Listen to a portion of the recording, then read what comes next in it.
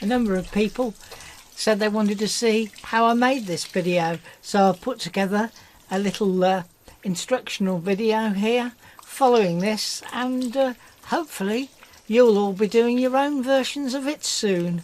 It's really, really, really easy to do. Okay, so we're going to download a mock-up of an iPhone XS. There are other iPhone stuff available, but we're going to go to this great site called StickPNG, where we can get this sort of stuff for free, and they have loads and loads of different things. So we want this iPhone XS mock-up. It's there. We click download. It takes a little moment, and then we'll be able to save it. And so here we are. And so in transparent frames, and there I've already downloaded called singleiphone.png, but again you can save it with whatever name you want. Okay, I've taken the transparent phone shape and I've loaded it up into Photoshop, and here you can see I've drawn a block over the top. This will enable me to work out the ratio needed to get the crop right for my video to fit inside here. So I know that my video that I'm going to use is 1080 high, and this shows me that it's 712 wide and 1484. So if I divide 1080 by 1484, I get 0.7277 and a load of bits. So what I need to do is times that against my 712, and lo and behold it's 519 and a bit, so let's call it 520. So I need to make a video to go into there cropped down to 520 by 1080. Okay, so we're going to crop our video to the dimensions of the phone. So what we're going to do is we're going to go to this smashing little site called easygif.com, and there's loads and loads of different things, but if you go to video to GIF you'll see all these other things, and one of them is crop video. So what I'm going to do is I'm going to upload the video that we're going to run on the phone, and it's in the videos, InVideo, and it's hand washing video.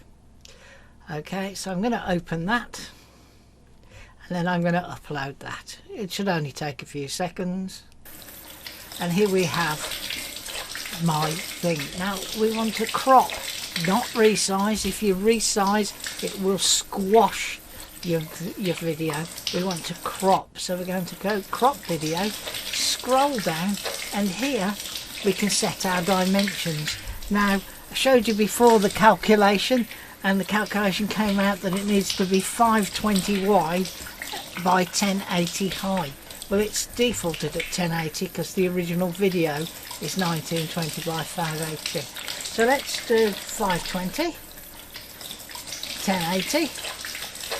And now we have to decide on our offsets. Well, the offset at the top is going to be 0 because we want the full 1080. And I really want to try and get this water in the middle. So what I'm going to do is, if I take 520 off 1920, magically I'm left with 1400. So it's going to be roughly 700 as my offset. So if I come down here and click crop video,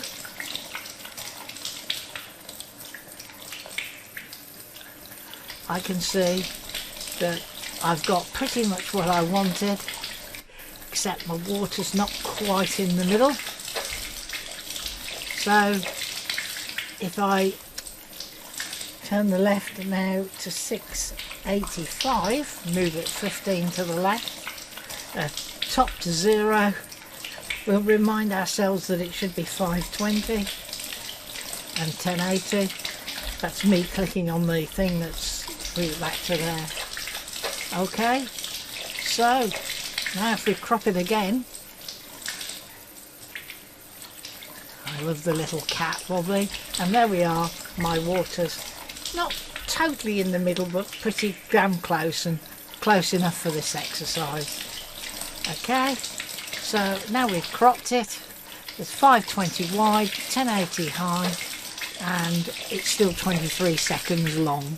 So if we save that now,